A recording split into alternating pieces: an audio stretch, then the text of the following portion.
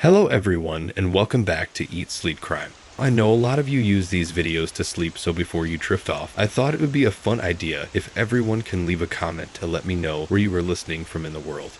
And like and subscribe if you are enjoying the case. Now, let's get comfy and get this show on the road. The air in the Maple Hollow Town Hall hung thick and heavy, a miasma of dust motes dancing in the lone shaft of sunlight slicing through the grime-coated window.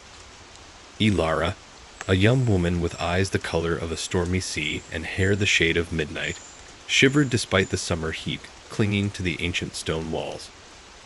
It wasn't the temperature. It was something far more profound, a prickling unease that settled deep in her bones.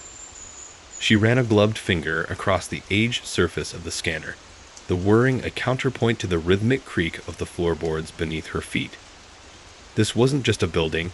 It was a mausoleum of forgotten memories, exuding an aura of quiet decay. Her task, seemingly mundane, was to digitize Maple Hollow's historical records, a summer internship she'd accepted for the quiet solitude it promised. She'd anticipated rows of predictable documents, the usual town meeting minutes and property deeds. Instead, she'd stumbled upon a hidden compartment within a seemingly innocuous filing cabinet, a secret repository of documents tucked away, yellowed and forgotten. Inside, nestled amongst brittle pages, was a birth certificate. A birth certificate bearing her name, Ilara Vance. The date, October 31st, 1953. A gasp escaped her lips, a sound swallowed by the oppressive silence of the old hall. 1953.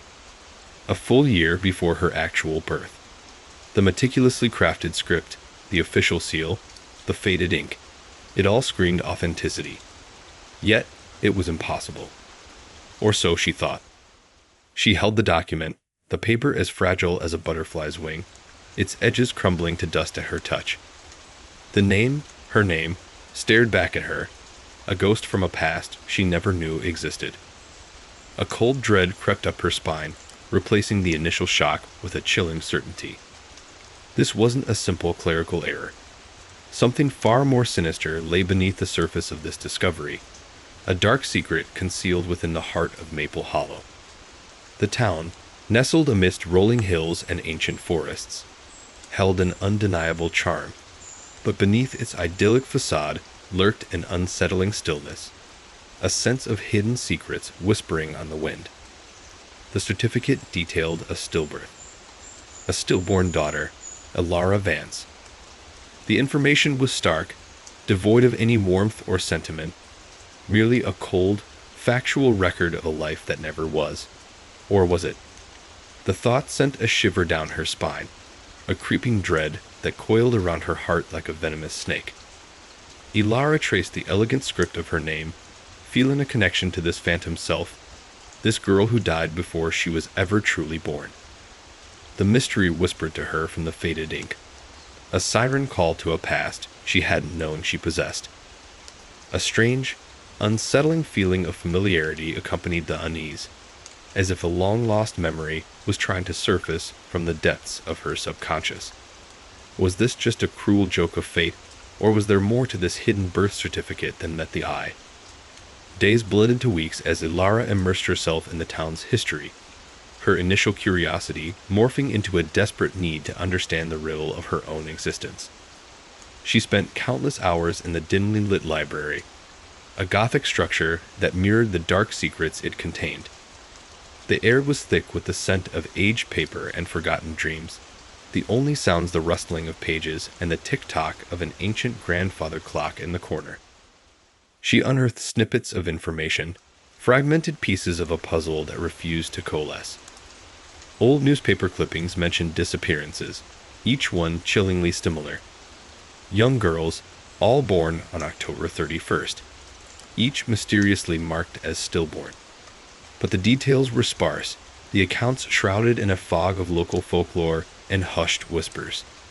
The town's official records were strangely silent on these events, as if deliberately purged from history, adding another layer of unsettling mystery. The local historian, an elderly woman named Mrs. Gable, proved to be a reluctant source of information. Her eyes held a haunting depth, filled with a weariness that suggested she carried a heavy burden of unspoken knowledge. She spoke of the Cranmore estate, a dilapidated mansion perched atop a windswept hill overlooking the town, a place shrouded in local legends and whispers of a malevolent presence. The Cranmore estate. The name itself sent shivers down Ilara's spine.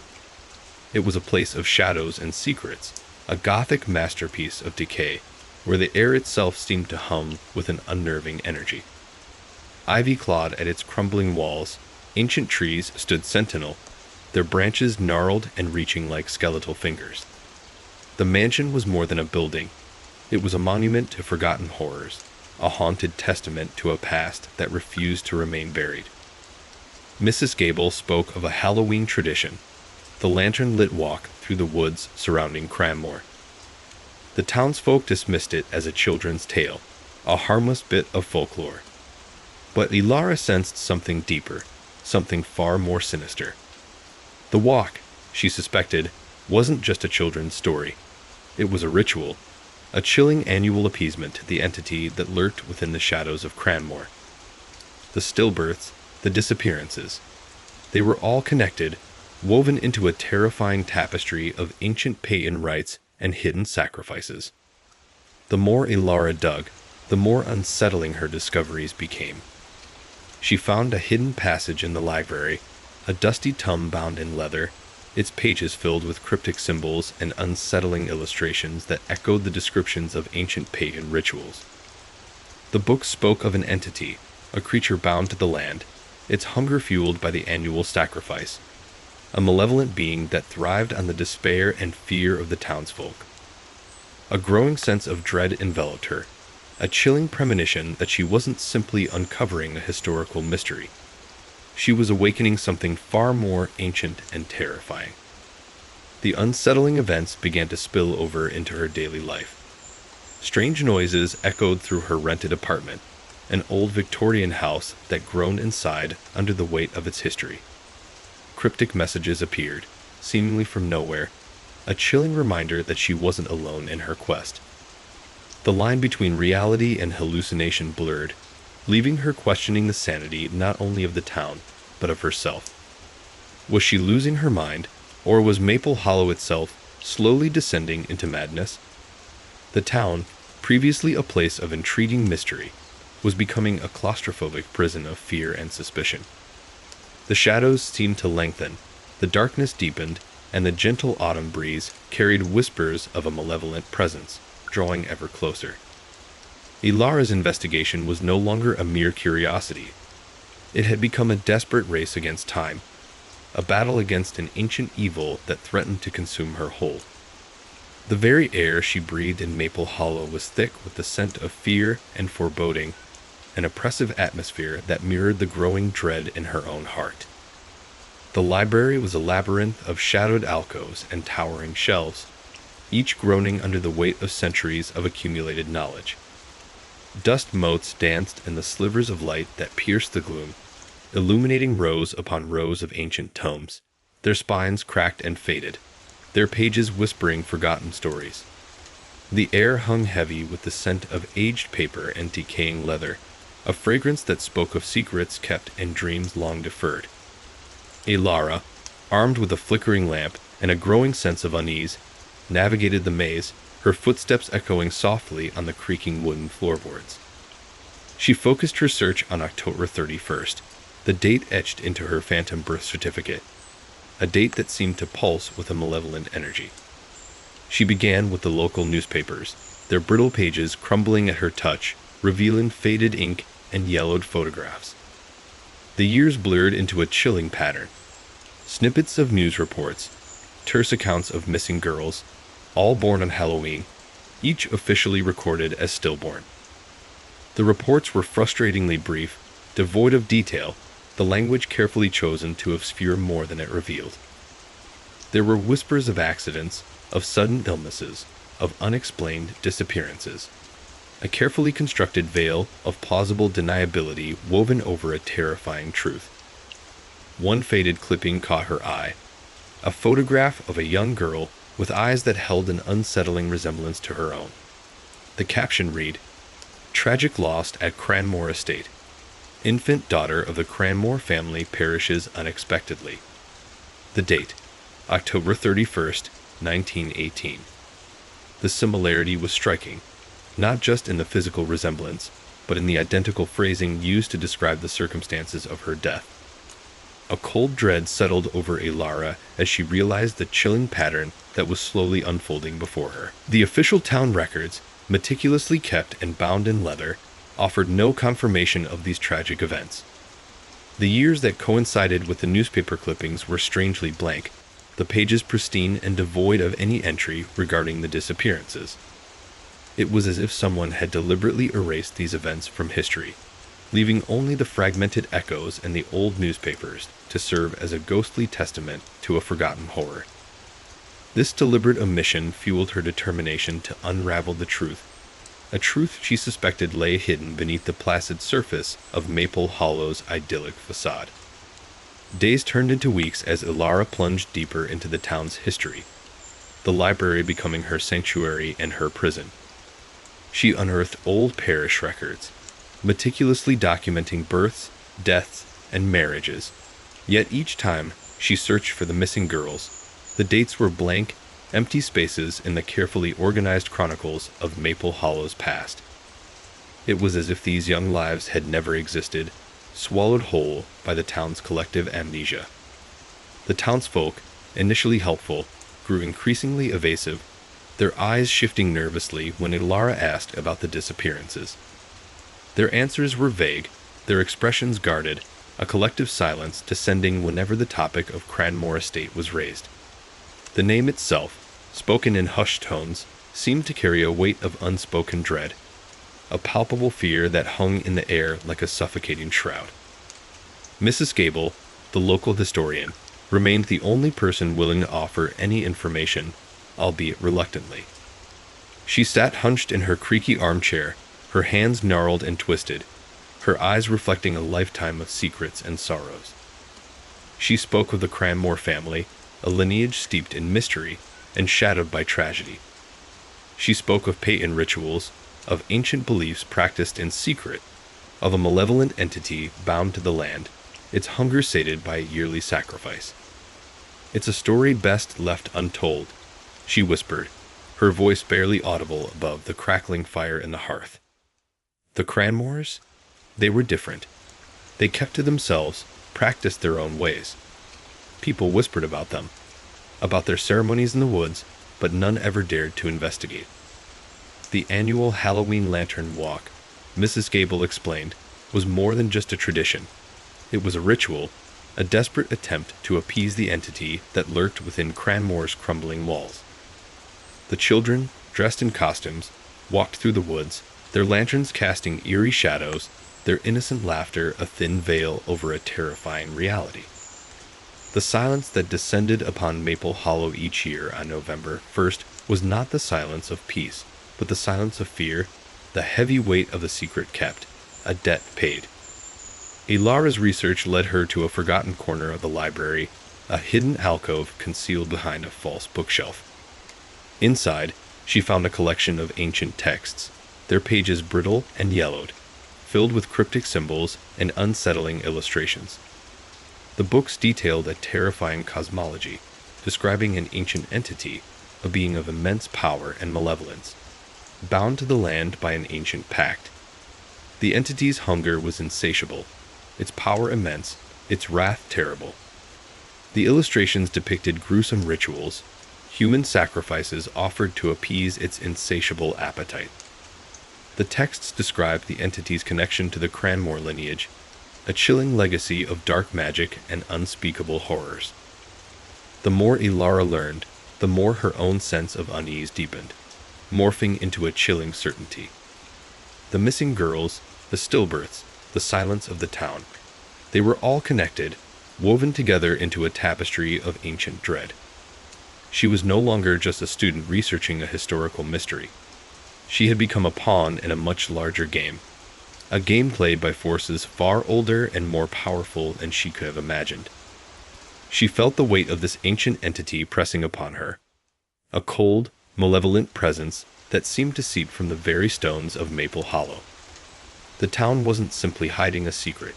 It was a cage, built to contain something ancient and utterly terrifying. The whispers of the past were no longer just whispers. They were screams, barely audible yet chillingly persistent, calling to her from the shadows, from the depths of Maple Hollow's dark and troubled history. The lantern-lit walk, the stillbirths, the missing girls. Pieces of a horrifying puzzle that was slowly, inexorably coming together. And Ilara, whether she willed it or not, was at the center of it all. The air in Maple Hollow grew colder as October bled into its final days. A crispness touched the leaves, turning them vibrant shades of crimson and gold before they succumbed to the encroaching chill. The annual Halloween Lantern Walk loomed, a tradition the townsfolk spoke of with a curious blend of amusement and unease. Children, costumed in ghoulish finery, would parade through the woods bordering Cranmore Estate, their tiny lanterns casting flickering shadows on the ancient trees. It was a picturesque scene, a charming custom, they insisted, a harmless bit of local folklore. But Ilara, having delved into the shadowed corners of Maple Hollow's history, found the casual dismissal unsettling. The innocent facade felt like a thin veil, obscuring a deeper, more sinister truth.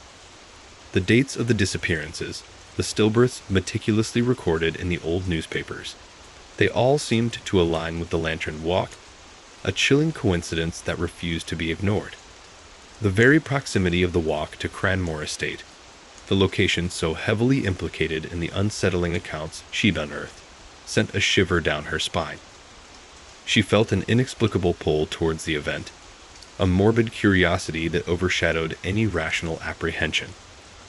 She spent the days leading up to Halloween immersed in the town's historical archives, searching for any mention of the Lantern Walk in the older records. The library, once a sanctuary, now felt like a claustrophobic tomb, its silence punctuated only by the rustling of aged paper and the occasional creak of the floorboards.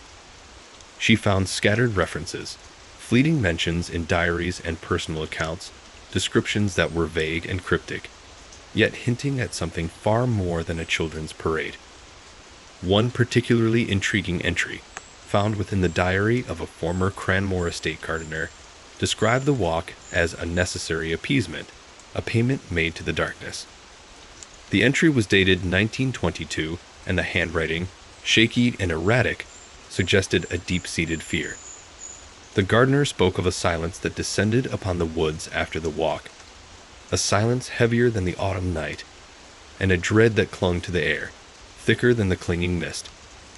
On Halloween evening, Ilara found herself standing on the edge of the woods, a silent observer of the lantern walk. The air was thick with anticipation, a palpable tension that crackled in the crisp night air. The children, their costumes a kaleidoscope of ghoulish delights, paraded through the woods, their laughter echoing eerily against the backdrop of the silent, looming trees. Their tiny lanterns, like fireflies in the gathering dusk, cast dancing shadows that stretched and writhed, taking on monstrous shapes in the periphery of her vision. But it wasn't the children that captured Ilara's attention. It was the silence. The unnerving, profound silence that lay beneath the surface of the children's joyous shrieks and laughter. It wasn't the peaceful stillness of a quiet evening. It was an absence of sound, a vacuum created by a potent force, a chilling presence that held its breath, waiting. The very woods seemed to hold their breath, a palpable tension hanging heavy in the air. As she watched, a prickling sensation crept over her skin. She felt as though she were being watched, observed by unseen eyes that pierced the darkness. The shadows seemed to deepen, to shift and swirl, as if sentient beings lurked within their depths. The ancient trees, gnarled and twisted, stood as silent sentinels, their branches reaching out like skeletal arms. The air grew colder, a chilling wind whispering through the leaves, rustling like whispers of a forgotten tongue. A peculiar sense of disorientation overcame her. The familiar paths of the woods seemed to twist and turn, defying the topography she previously noted. The familiar sense of autumn leaves and damp earth were replaced by something else entirely, a cloying, metallic scent that clung to the air like a shroud, a scent that hinted at something ancient, something deeply unsettling. The walk continued, the children's laughter echoing faintly against the encroaching night. Yet, with each passing moment, the sense of unease intensified, a visceral dread that tightened its grip around her heart. The woods seemed to pulse with a malevolent energy, a palpable darkness that permeated everything. The children's carefree laughter sounded fragile, almost desperate, against the silent, ominous backdrop. When the last lantern disappeared into the gathering darkness, a profound silence descended. It wasn't the natural silence of the woods. It was a silence that pressed upon her, a heavy weight that suffocated the breath in her lungs. The world seemed to hold its breath, waiting. Ilara felt a deep, primal fear take hold. This wasn't a simple children's parade. This was a ritual, a dark ceremony performed under the guise of innocent tradition. The very air crackled with an unseen energy, an ancient, malevolent force that seemed bound to the land and to the Cranmore estate. The disappearances, the stillbirths, the erased records, they all converged on this night, this unsettling tradition. This annual lantern walk wasn't an innocent children's game. It was a desperate attempt to appease a force far older and more sinister than anyone in Maple Hollow dared to acknowledge. The laughter of the children, their innocent joy, served only as a thin veneer, masking a terrifying reality.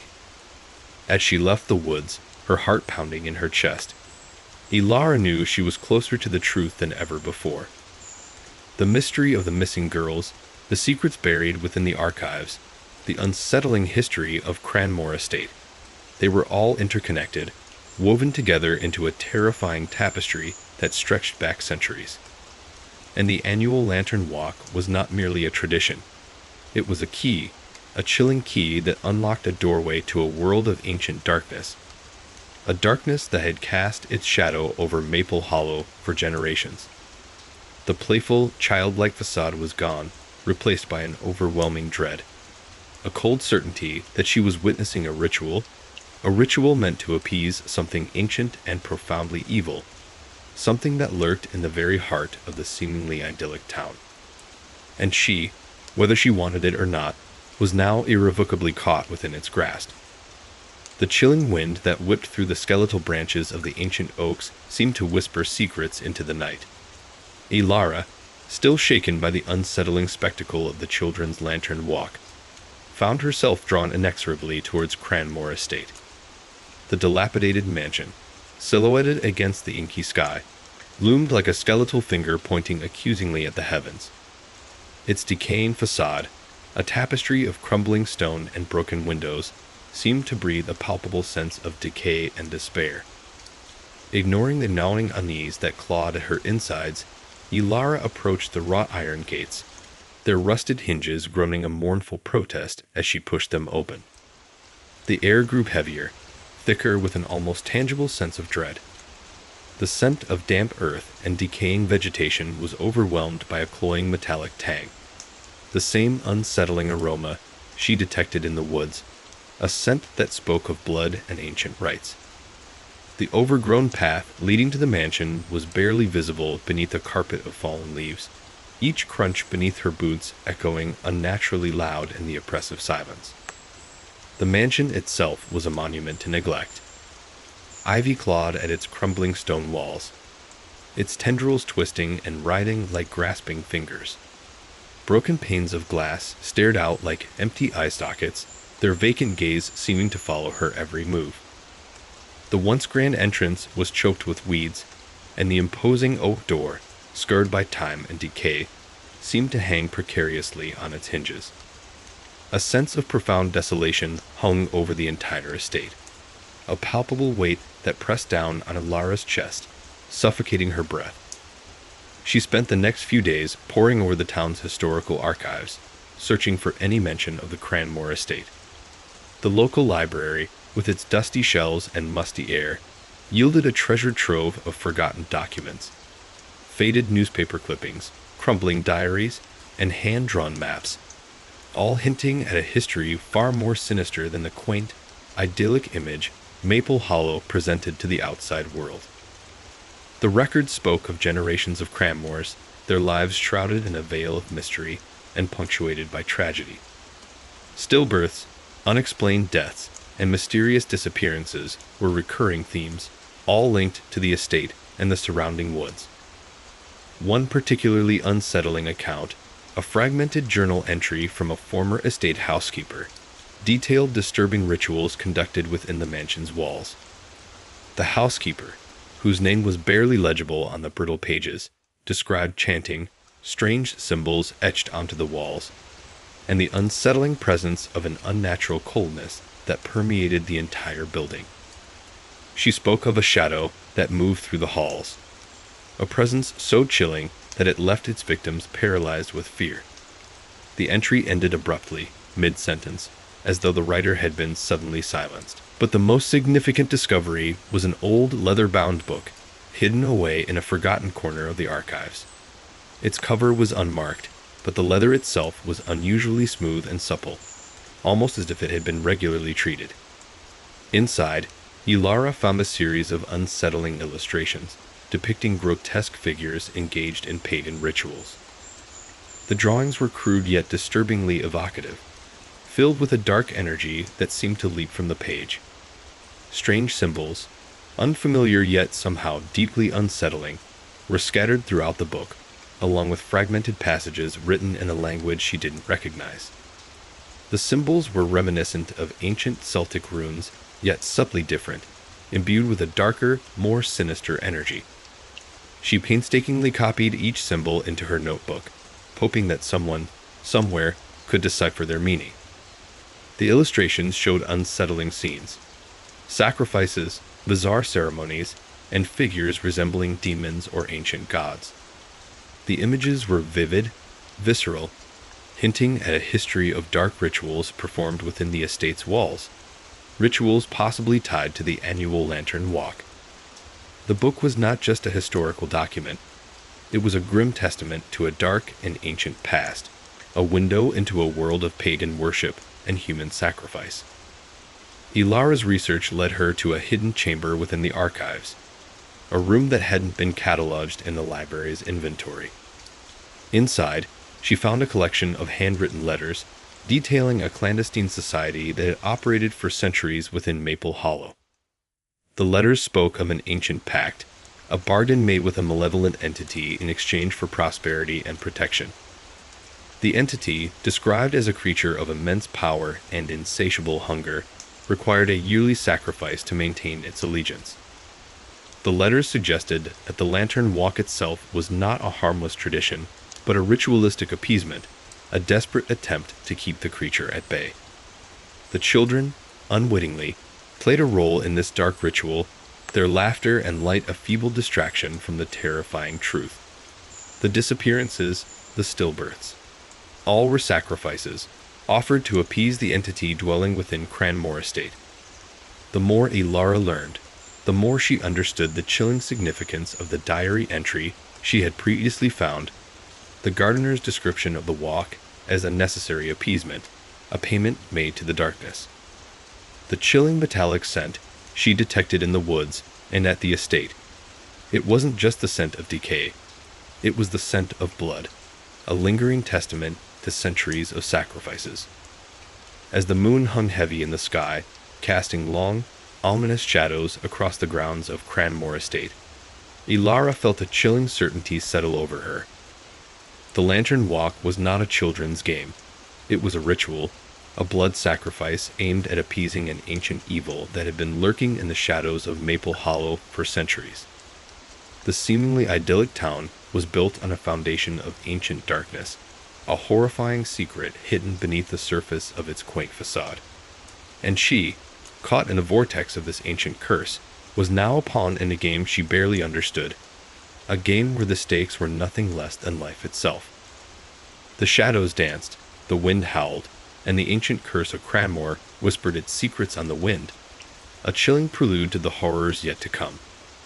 Ilara knew, with a chilling certainty, that she was not merely investigating a mystery. She was playing with fire, and the flames threatened to engulf her completely. The truth she realized with a shudder, was far more terrifying than she could have ever imagined.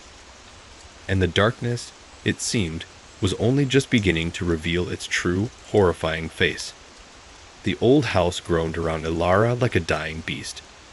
Each creak of the floorboards, each groan of the settling timbers, seemed to carry the weight of centuries, whispering tales of forgotten horrors.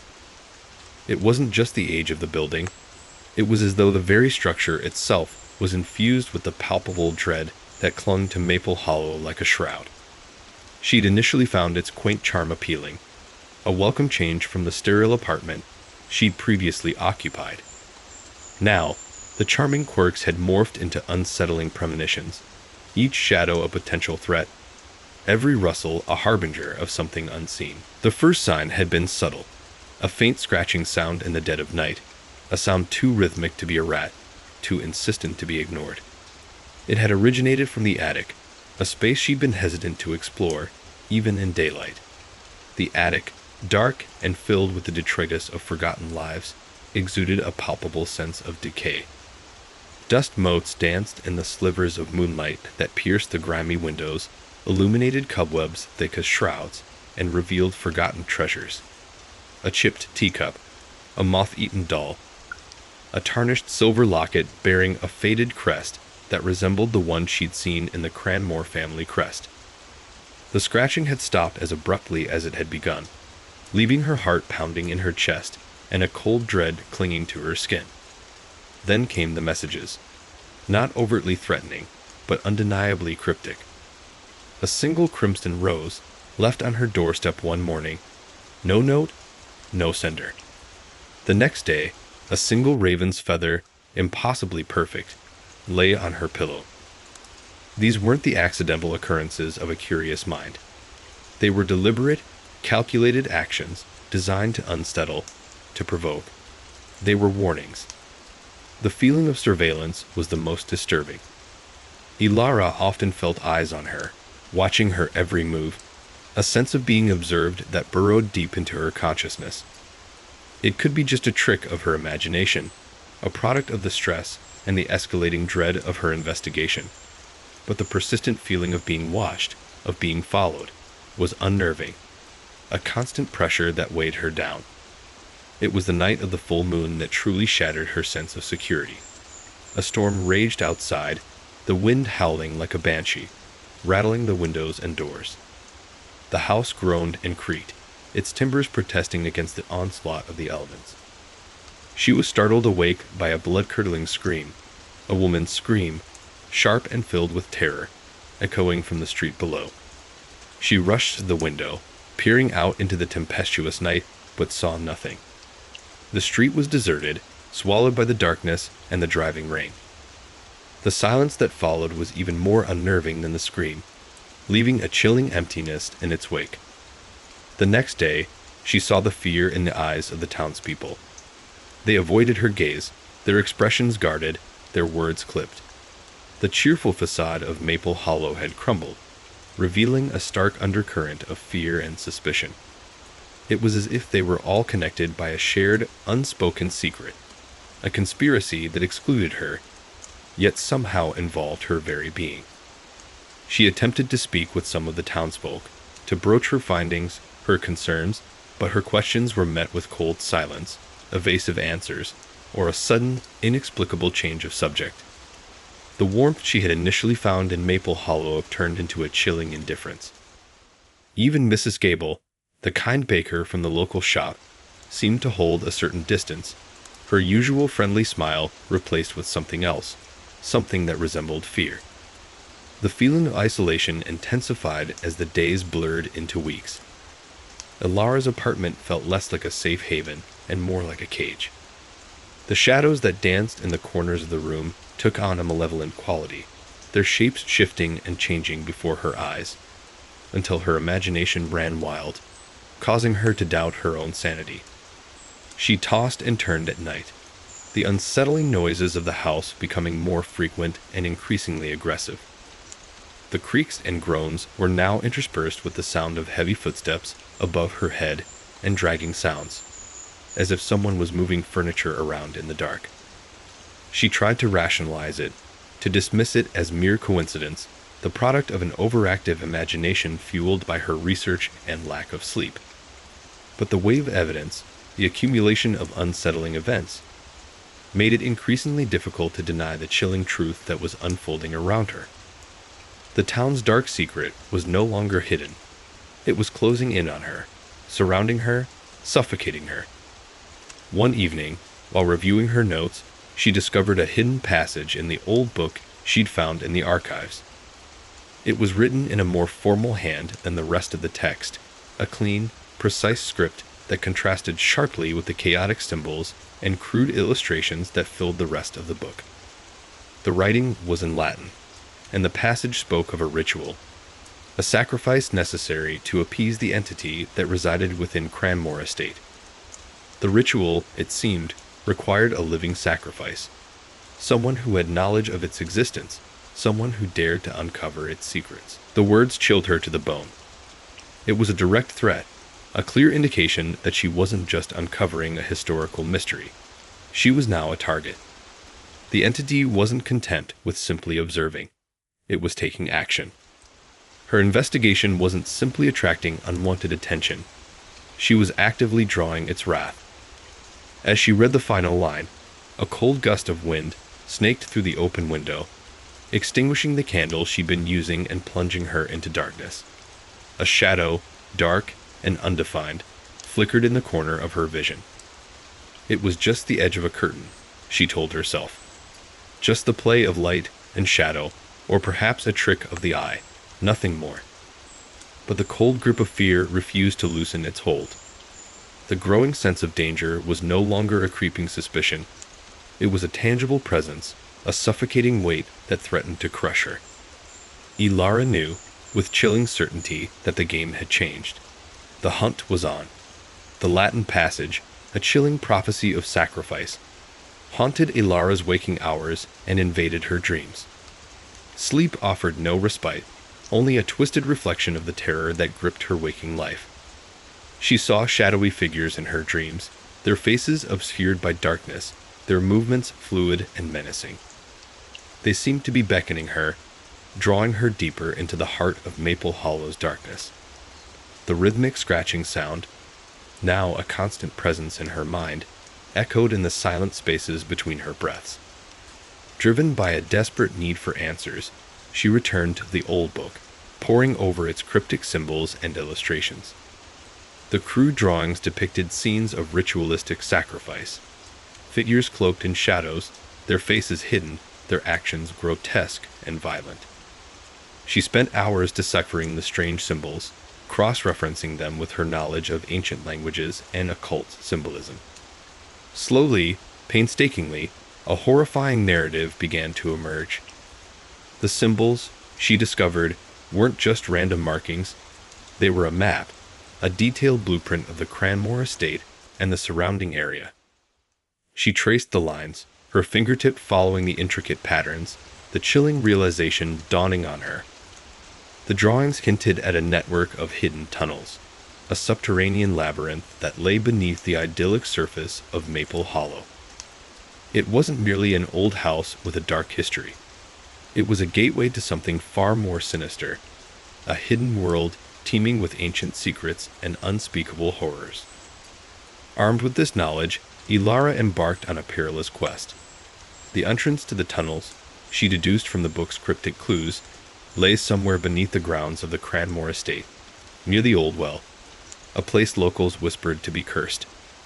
The well itself, she recalled, was located near the path of the annual Lantern Walk, a yearly tradition she had initially found charming and quaint, now seen as a possible cover for something far more sinister. A nervous dread coiled in her stomach as she approached the well, its aged stone radiating a chill that seeped into her bones. The entrance to the tunnels was concealed, cleverly disguised as part of the old well's crumbling masonry. Ilara found it after hours of searching, a small, almost invisible opening hidden behind a curtain of overgrown ivy. She hesitated for a moment, her heart pounding in her chest, a wave of cold dread washing over her. But the urgency of her quest, the need to uncover the truth, propelled her forward. She took a deep breath and slipped into the darkness. The air was heavy, thick with the smell of damp earth and decay. The tunnels were narrow and claustrophobic, the walls slick with moisture, the floor uneven and treacherous. The only light came from the small lamp she carried, its weak beam barely piercing the oppressive darkness. Each step she took deeper into the earth, the temperature seemed to drop, adding to the growing unease that chilled her to the bone. The silence was unnerving, broken only by the relentless drip, drip, drip of water echoing through the darkness. The sound was maddening, a constant reminder of her isolation, her vulnerability. She felt watched, her every move scrutinized by unseen eyes in the impenetrable blackness. The oppressive darkness seemed to press in on her, squeezing the air from her lungs, suffocating her. As she ventured deeper, the tunnels became more complex, a maze of twisting passages and intersecting corridors. She followed the paths revealed in the book's drawings, her heart hammering against her ribs, each step bringing her closer to the horrifying truth. She passed through chambers filled with debris, the remnants of forgotten lives, broken furniture, shattered pottery, the rusted remains of tools and machinery. The air grew colder, the silence more profound. She discovered markings on the walls, more cryptic symbols, similar to those in the book, but older, fainter, worn away by time and dampness. They seemed to tell a story, a history of rituals, of sacrifices, of an ancient evil that had long been dormant, now awakened. The symbols depicted scenes of human sacrifice, gruesome rituals performed under the pale light of the moon, the victims bound and helpless, their fate sealed. The images were so vivid, so horrifyingly real, that Ilara felt a wave of nausea wash over her. In one of the larger chambers, she stumbled upon a pile of bones, scattered and decayed, remnants of those who had been sacrificed. The sight was gruesome, a chilling testament to the horrific rituals performed in this underground labyrinth. A wave of revulsion swept over her, but she pressed on, driven by a grim determination to uncover the truth. The tunnels led her closer to the town, to the area near the Lantern Walk. She began to understand the connection, the horrifying link between the ancient rituals and the annual festival. The Lantern Walk, she realized, wasn't just a quaint tradition. It was a ritualistic act, a symbolic reenactment of the ancient sacrifices, a way to appease the entity that resided within Cranmore Estate. The lights of the lanterns, she now saw, were not simply lights, but offerings, appeasements to something dark and terrible. As she approached the end of the tunnels, she encountered a massive chamber, a vast underground cavern, far larger than any she had encountered before. The cavern was circular, the walls lined with ancient stones, and in the center stood a stone altar, stained with what looked like dried blood. The air in the chamber was thick with an oppressive silence, a palpable sense of dread that permeated every inch of the space. On the altar lay a single crimson rose, fresh and vibrant, a stark contrast to the ancient decay surrounding it. It was the same type of rose that had been left on her doorstep, a sinister calling card from the entity that had been watching her, taunting her, leading her to this very place. The discovery was horrifying, confirming her suspicions, laying bare the horrifying truth that had been hidden for centuries. The entity was not simply a legend, a ghost story whispered in the dark. It was real, ancient, powerful, and it was waiting. The chilling realization struck Ilara with the full force of its terrifying weight. She was not merely uncovering a historical mystery. She was walking into the heart of a living nightmare. The game was far from over. It had only just begun. The hunt, she realized, was not just for her, but for the entity itself, and she was its prey. The crimson rose on the altar pulsed in Ilara's vision, a macabre counterpoint to the chilling silence of the cavern. The weight of the discovery pressed down on her, a suffocating blanket of dread. It wasn't just the ancient stones, the dried blood staining the altar, or even the palpable sense of evil that filled the air. It was the horrifying realization that the seemingly random stillbirths in Maple Hollow weren't accidental. They were sacrifices. The chilling thought snaked through her mind, a venomous serpent coiling around her heart. She remembered the hushed whispers, the hushed condolences offered to grieving families, the air thick with unspoken grief, and a strange, unsettling acceptance of these recurring tragedies. Now, the whispers took on a new, sinister meaning. The stillbirths weren't tragedies, they were offerings.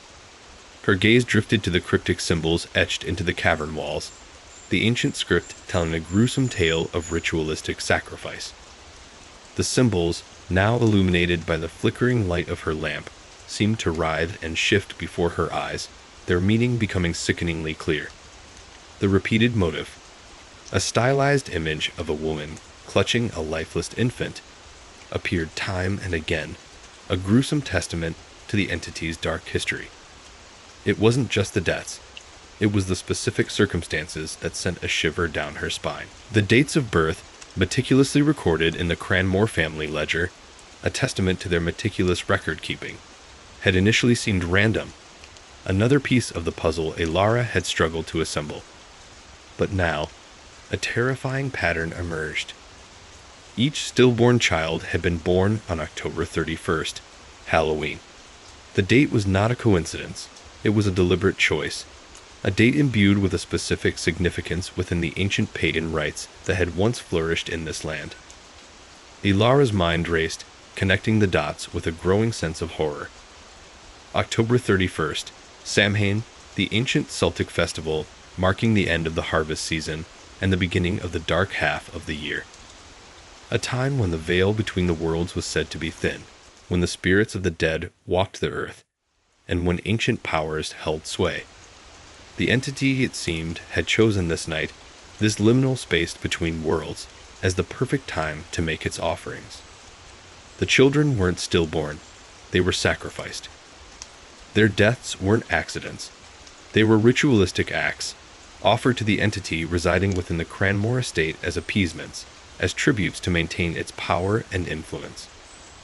The very air seemed to thicken with the weight of this revelation, the silence amplified by the horrific truth it contained. The entity wasn't merely a malevolent force, it was a parasite, feeding on the life force of the innocent, sustaining itself on the sorrow and despair of the grieving. Elara traced the symbols on the wall again, her fingers lingering on the image of the mother cradling her lifeless child. The sorrow in the depiction transcended time. It was a primal grief, visceral and profound. The artist, whoever they were, had captured the essence of loss with terrifying accuracy. The mothers, Elara realized with a sickening lurch, weren't simply victims of fate. They were unwitting participants in a horrific ritual, their grief meticulously orchestrated by the entity itself. The ritual, she now understood, was far more complex than she could have ever imagined. It wasn't just about the sacrifice of the children. It involved the manipulation of the living, the subtle weaving of deception and control that had allowed the entity to thrive for centuries, its existence masked by a veneer of normalcy, its true nature hidden within the shadows of tradition. The lantern walk, the seemingly innocent annual tradition, now stood revealed as a crucial element of the ritual. The lanterns, their flickering flames casting long, dancing shadows, weren't merely festive decorations. They were offerings, guiding lights, leading the entity to its sustenance. The rhythmic procession, the hypnotic swaying of the lights, the chanted verses, all elements designed to appease the entity, to reinforce its power, to reaffirm its dominion over Maple Hollow. The entity, it seemed, required a delicate balance of fear and acceptance to maintain its power. The townsfolk's unspoken acceptance of the stillbirths, their hushed whispers, and subdued grief, served as a constant stream of passive consent, a silent pact with the entity that allowed it to flourish. The ritual needed more than sacrifice. It needed the complicity of the living. The implications were staggering. The entity's power extended beyond the physical realm. It infiltrated the minds and hearts of the living, manipulating their beliefs and their fears to maintain its hold on Maple Hollow. Its influence had woven itself into the fabric of the town, a malevolent thread running through the tapestry of everyday life, unseen yet pervasive. The chilling realization that this was not simply a historical mystery, but a living, breathing nightmare, struck her with renewed force. She was not simply investigating an old legend. She was confronting an ancient evil, a force far older and more powerful than she could have imagined. The implications extended far beyond the Cranmore estate. The entity's reach seemed to encompass the entire town, its tendrils wrapping around every aspect of their lives. Ilara's mind raced, desperately trying to grasp the enormity of the situation. She was in far deeper than she could have ever anticipated, the stakes immeasurably higher. The entity wasn't simply a threat to her. It was a threat to the entire town, a danger that had lurked in the shadows for centuries, waiting to strike. As she stood in the vast cavern, the weight of this responsibility pressing down on her, the silence of the chamber felt less oppressive, and more like a silent conspiracy. The air, thick with the scent of decay and the lingering presence of something ancient, seemed to vibrate with a malevolent energy. It was a chilling symphony of dread, a haunting melody that echoed the centuries of suffering and sacrifice. The crimson rose on the altar, a perverse symbol of life amidst the death, seemed to mock her. It was a cruel reminder of the entity's power, a stark contrast to the desolation that surrounded her. Ilara knew she was not just uncovering a historical mystery. She was fighting a war against a formidable ancient foe. A foe that had played a long game, patiently waiting, patiently weaving its web of deception and control. A foe that had played on the superstitious beliefs and fears of generations, ensuring its continued survival. The fight had only just begun, and the odds seemed insurmountable. But Ilara, armed with the horrifying truth and a terrifying understanding of the entity's power, knew she had to fight. She would not allow the cycle of sacrifice to continue. She would expose the entity's true nature, break its hold on Maple Hollow, and put an end to its reign of terror once and for all. The stakes were impossibly high, but Ilara was ready. The hunt was on, and this time she was the hunter. The chilling weight of the revelation pressed down on Ilara, a physical burden in the suffocating silence of the cavern. The ancient symbols, etched into the stone like a morbid tapestry, pulsed with a malevolent energy, their meaning now horrifyingly clear. But amidst the gruesome depictions of sacrifice, a different image caught her eye. A single figure, rendered in a style distinctly different from the rest, stood apart, a stark contrast to the chaotic dance of death surrounding it. This figure, clad in what appeared to be the raw-spun clothing of a woodcutter, stood defiantly before the stylized representation of the entity. Unlike the terrified figures depicted elsewhere, this individual held a posture of defiance, a hand raised in a gesture that resembled a warning sign. The figure was not merely an observer, they seemed to be actively resisting the entity's power. Ilara traced the outlines of the image with a trembling finger, her heart pounding a frantic rhythm against her ribs. The style was unique, less precise, less ritualistic than the others. It bore the hallmarks of a hurried sketch, done perhaps in the heat of the moment, conveying a sense of urgency and fear, yet also of resolute courage. It felt different. This was not a depiction of a victim. This was a depiction of a fighter. A flicker of hope, faint as a dying ember, ignited in Ilara's chest. Could this be a clue? A possible indication of someone who had fought against the entity in the past? The idea was both exhilarating and terrifying. If someone had opposed it before, then perhaps there was a way to fight back, a way to break the entity's centuries-long hold on Maple Hollow. Intrigued, she scanned the surrounding walls, desperately searching for any other similar depictions. She found fragments scattered throughout the cavern, each one showing the same figure in various positions, confronting the entity, seemingly engaged in a silent struggle, and then vanishing. These images lacked the precise detail of the ritualistic scenes, but they were consistent in their portrayal of the determined figure facing the shadowy force. The fragmented nature of these images, she realized, mirrored the fragmented nature of the figure's history within the town. Whispers, rumors, half-forgotten legends, they danced around the edge of Ilara's awareness, hinting at a powerful, enigmatic figure connected to the woods surrounding Maple Hollow, a figure known only as the Guardian. This person, according to scattered stories passed down through generations, had a mysterious connection to the Cranmore estate and seemed to have fought to protect the town from an unknown evil. She recalled snippets of conversations overheard in the local tavern, stories told with hushed reverence and an air of cautious mystery. Tales of a woodsman who had a strange, almost supernatural understanding of the forest, who could commune with nature itself. Tales of a guardian who had been seen during the lantern walk, confronting shadowy figures in the wood. Tales that spoke of a great conflict, a struggle against an ancient darkness that ended abruptly, leaving the Guardian's fate unknown. The Guardian's identity remained elusive, obscured by the mists of time and the deliberate obfuscation of the town's history. Some spoke of a hermit, living a solitary life in the deep woods, a protector hidden in plain sight. Others whispered of a powerful witch, a cunning sorceress who had harnessed the power of nature itself to fight the darkness.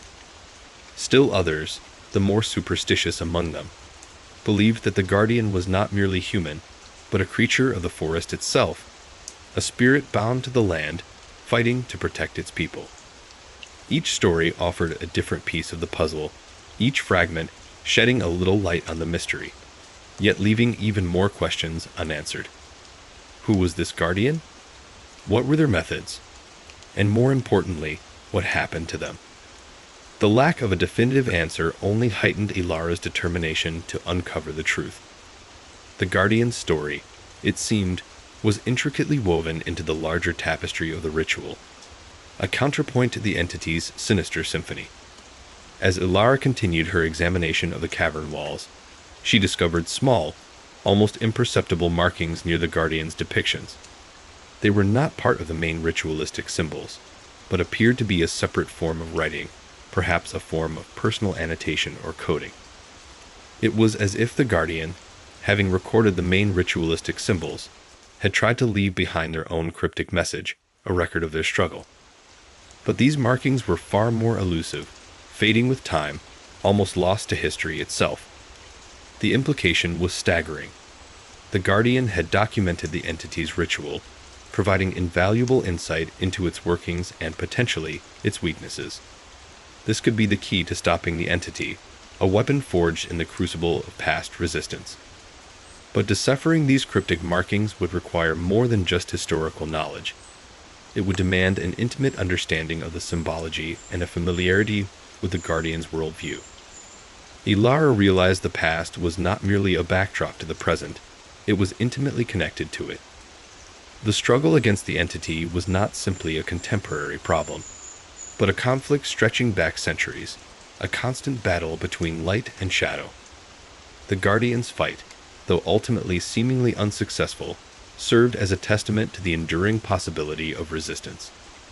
Their story, though fragmented, offered a lifeline of hope, a pathway through the overwhelming darkness. The weight of this realization spurred Ilara onward, invigorating her with a renewed sense of purpose. The Guardian's struggle echoed in the very stones of the cavern, a silent testimony to the possibility of defying the entity's power.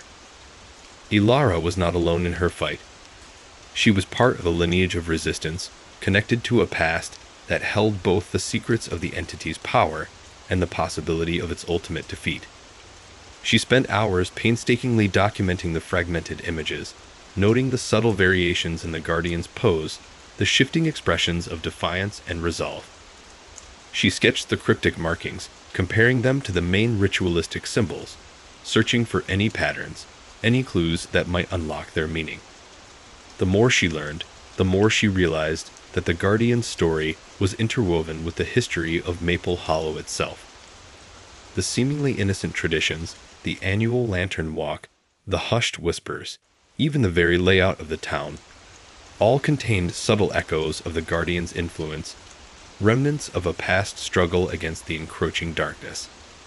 The Guardian's methods seemed to involve a deep understanding of both the natural world and the entity's weaknesses, Their fight wasn't simply a direct confrontation. It was a subtle dance, a careful manipulation of the environment, a clever use of the very elements the entity relied upon for its power.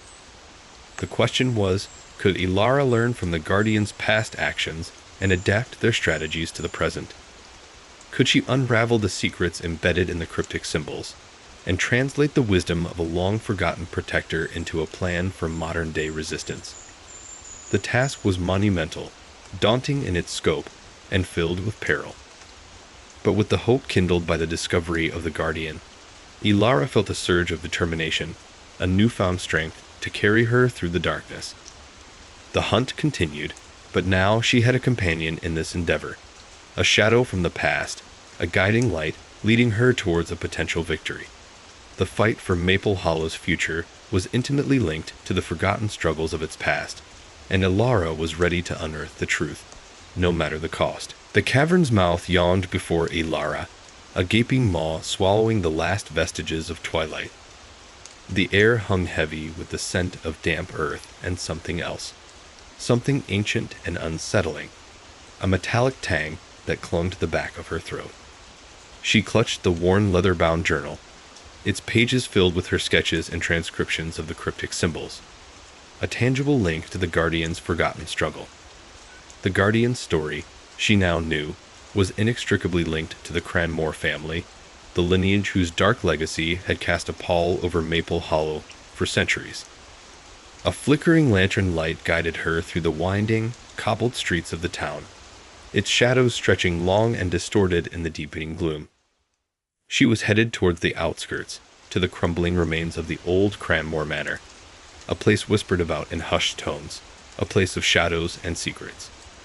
It was there, according to a fragment of information gleaned from the town's archives, that the last surviving member of the Cranmore family resided, an ancient woman, rumored to be well over 90 years old, her mind a labyrinth of fragmented memories and cryptic knowledge. Reaching the dilapidated manor, Ilara hesitated. The structure, once grand, now leaned precariously, its windows like vacant eyes staring out at the encroaching darkness. Ivy, thick and tenacious, clawed at its crumbling stone walls, weaving a shroud of green over the decaying edifice. The air here was even heavier, laden with the weight of forgotten sorrows and unresolved secrets.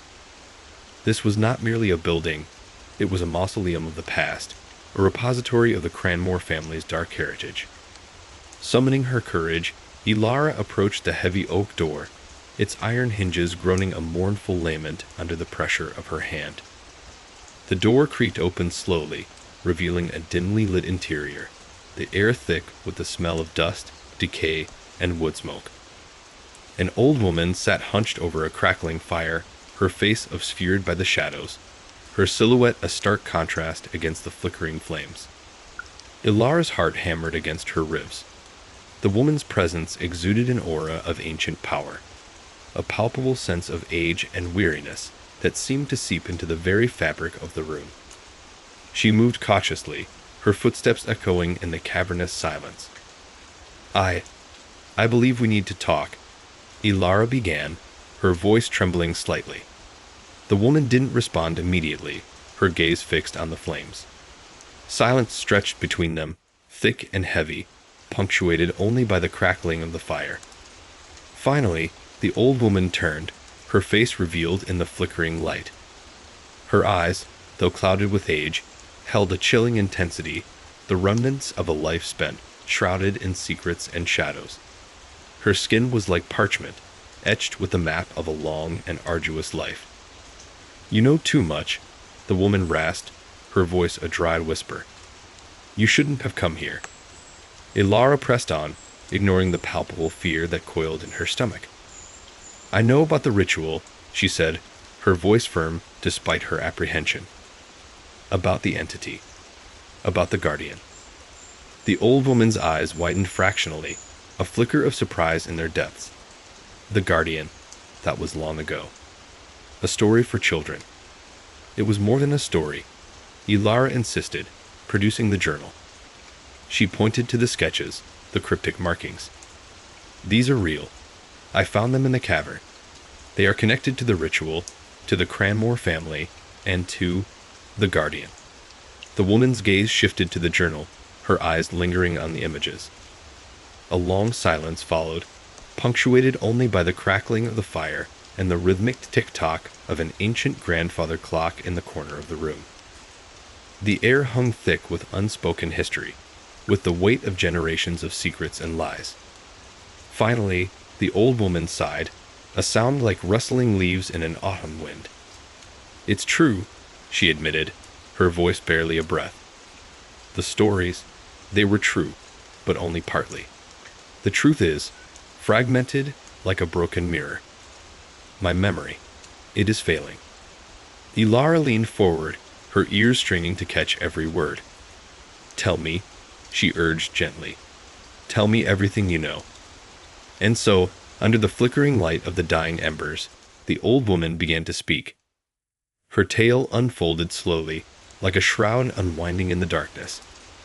She spoke of the entity, not as a mythical creature, but as a palpable force, an ancient being of immense power, its influence woven into the very fabric of Maple Hollow. She spoke of its hunger, its insatiable need for sustenance, a hunger that fed on fear, on sacrifice, on the life force of the innocent. She described the ritual, its intricate movements and incantations, its purpose to appease the entity, to bind it, to prevent its complete unleashing.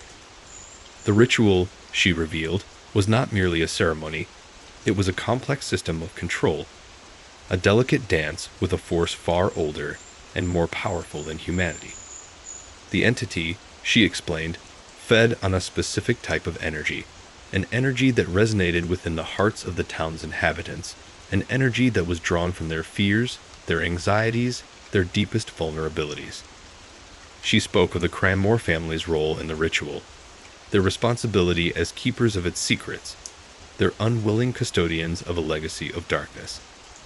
The ritual, she revealed, had been passed down through generations, a burden borne by the Cranmore family, a burden that had corrupted and consumed them.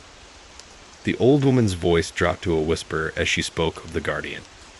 "He, or she, defied the entity," she said. "Tried to stop it. Used the power of the forest, the ancient energies of the earth. But it was too strong. They could only delay it, not defeat it." She spoke of the Guardian's struggle, a desperate fight against insurmountable odds, a conflict that had left its mark on the town, on its people, on the very land itself. The Guardian, she revealed, was not a mythical being, but a real person, a woodsman who possessed an uncanny connection to the forest, a person who had dared to challenge the entity's power. But the Guardian's methods were not simply brute force. It was a subtle war of attrition, a deep understanding of the entity's vulnerabilities. It was a fight to tame the darkness, not vanquish it outright. Her memories, however, were fragmented, incomplete, leaving Ilara with more questions than answers. The old woman's narrative was broken, her recollections interspersed with periods of confusion and disorientation. Yet, even in its fractured state, her account provided critical clues. The old woman's words painted a picture of a struggle that stretched back centuries, a battle waged not only in the physical realm, but in the spiritual one, a conflict between the forces of darkness and a tenacious will to resist. As dawn began to paint the sky with streaks of pale light, the old woman fell silent, her voice exhausted, her body spent. The revelation, however incomplete, had shaken her to her core. Ilara, however, felt a surge of newfound resolve.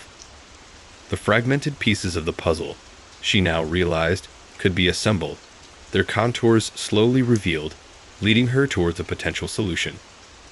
The Guardian's methods, though shrouded in mystery, held the key to breaking the entity's centuries-long hold on Maple Hollow.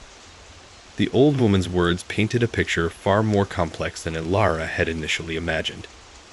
This was not a simple fight against a malevolent force. It was a struggle against an ancient, insidious entity that had woven itself into the very fabric of the town, manipulating its history, its traditions, and its people. The key to stopping the entity lay not only in understanding its power, but also in understanding the profound connection between the entity and the people of Maple Hollow. A connection forged through centuries of fear and unspoken agreements. The fight, she realized, would be far more challenging and perilous than she had ever imagined. But with the knowledge gained from the old woman, Ilara felt a surge of renewed determination. The fight for Maple Hollow's future had begun. The old woman's words echoed in Ilara's mind, a haunting melody of forgotten horrors. The entity, she'd learned, wasn't merely a malevolent spirit. It was a parasitic force, feeding on the collective fear and despair of Maple Hollow's inhabitants. And the ritual was the conduit, the gruesome mechanism through which the entity sustained itself. But the old woman had given her little more than fragmented glimpses. The precise location of the ritual site remained shrouded in mystery. Driven by a desperate urgency, Ilara spent the following days poring over the journal, meticulously studying the cryptic symbols, searching for clues. The sketches, initially dismissed as abstract art, now revealed themselves to be a map, a complex cartographic puzzle that spoke in the silent language of the ancient world. Each symbol, she realized, corresponded to a geographical feature, a landmark in the surrounding woods. The more she deciphered, the more unsettling the map became. It was not a straightforward representation of the terrain, but rather a symbolic representation of energy lines, ley lines, a hidden network of power flowing through the earth. The ancient map pulsed with a dreadful energy. The final clue, a stylized rendering of a twisted oak, its branches reaching towards a crescent moon, directed her to a remote part of the Blackwood Forest, a place spoken of in hushed whispers, a place where even the bravest souls dared not venture.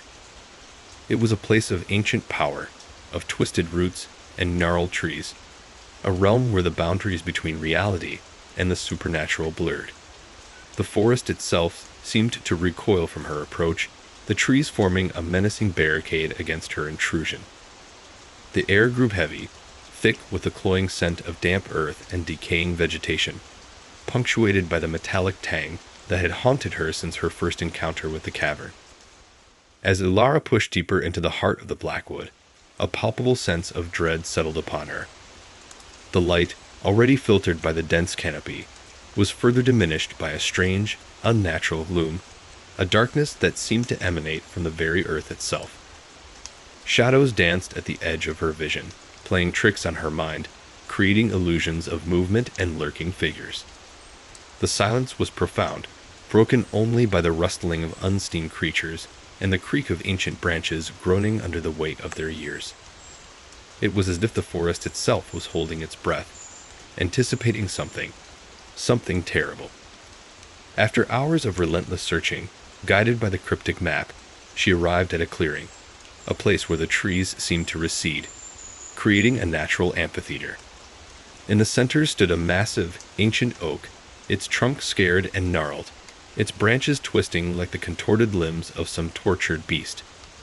Underneath the oak, partially concealed beneath a blanket of fallen leaves, was a stone altar, its surface covered in moss and lichen, a testament to its age. It was unlike anything Ilara had ever seen, a structure that seemed to emanate an aura of primeval power. As she approached the altar, Ilara felt a sudden chill, a sharp drop in temperature that had nothing to do with the ambient air. A wave of nausea swept over her, a feeling of profound unease that coiled in her stomach like a venomous serpent. The air grew thick, heavy with the cloying scent of decay and something else, something indescribably ancient and malevolent. It was the stench of impending doom, a premonition of unspeakable horror. The altar itself was a monolith of rough-hewn stone, its surface covered in intricate carvings, symbols that echoed those she had seen in the journal, but far more elaborate, far more ancient. These were not mere markings. They were a language of power, a script etched in the very fabric of reality itself. The carvings depicted scenes of unspeakable violence, horrifying rituals, and a terrifying entity, its form both reptilian and human, its eyes burning with a cold, malevolent fire. The details were so visceral, so disturbingly real that Ilara felt a wave of dizziness threatening to overwhelm her. As she traced the contours of the carvings with a trembling finger, a low hum resonated through the altar, a vibration that seemed to penetrate her very bones. The hum intensified, growing in volume and intensity, filling the clearing with a palpable sense of dread. The earth beneath her feet trembled, and the trees around her seemed to sway in silent horror.